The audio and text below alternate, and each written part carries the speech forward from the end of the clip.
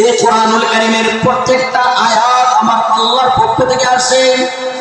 এই জন্য মুফাসসিরিনে কেরাম বলেন পৃথিবীর বুকে তিনটা এমন জায়গা আছে যে তিনটা জায়গার মধ্যে বান্দা আল্লাহ দেখার মজা পায়। সূরা বল সুবহানাল্লাহ।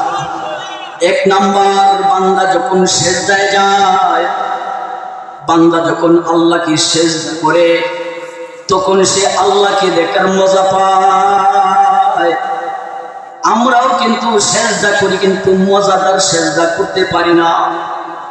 আল্লাহর ওলিগণ যখন সিজদা করতেন এই কপাল আল্লাহর কুদরতি পায়ের মধ্যে লেগে রয়েছে, এটা তারা নিজেরা অনুভব করতে পারতেন, বুঝতে পারতেন আমার কপালে এখন আমার আল্লাহর কুদরতি পায়ে। সুবহানাল্লাহ।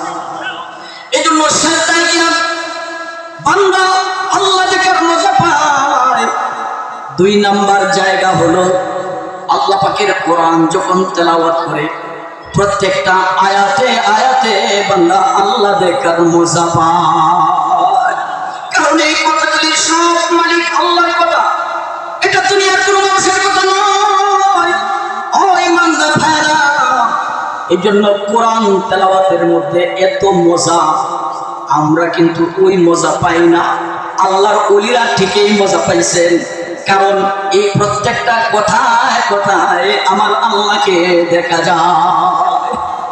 তিন নম্বর জায়গা হলো সাত আসমানের উপরে আল্লাহ পাক ফেরেশতাদের জন্য একটা ঘর বানাইছেন, ইবাদতের ঘর, যাকে বলা হয় বাইতুল মামুর।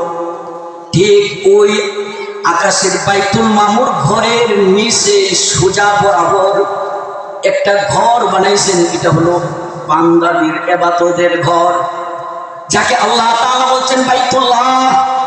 বাইতুল্লাহ শব্দের অর্থ আল্লাহর ঘর, বাইতুল্লাহ খার ঘর। বাইতুল্লাহ মানে আল্লাহর ঘর। যখন কোনো বান্দা হজ করতে যাইয়া আল্লাহর ঘরের দিকে নজর করে তখন সে আল্লাহর দেখার মজা পায়। সুবহানাল্লাহ বলে।